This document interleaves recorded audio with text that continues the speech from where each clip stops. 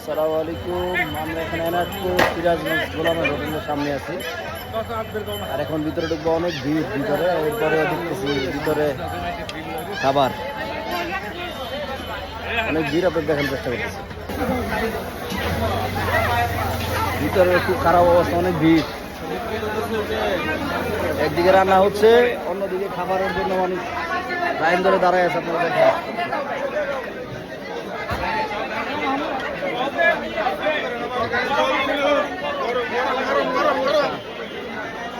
প্রচুর ভিড় ভিতরে।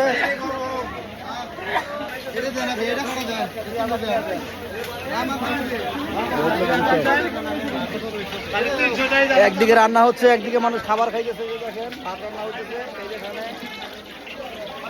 মাছ। খুব খারাপ অবস্থা ভিতরে, খাওয়া দাওয়ার জন্য প্রচুর মানুষ। অনেক কষ্ট করে খাওয়া দাওয়া করলাম। সবাই ভালো থাকবেন। আসসালামু আলাইকুম।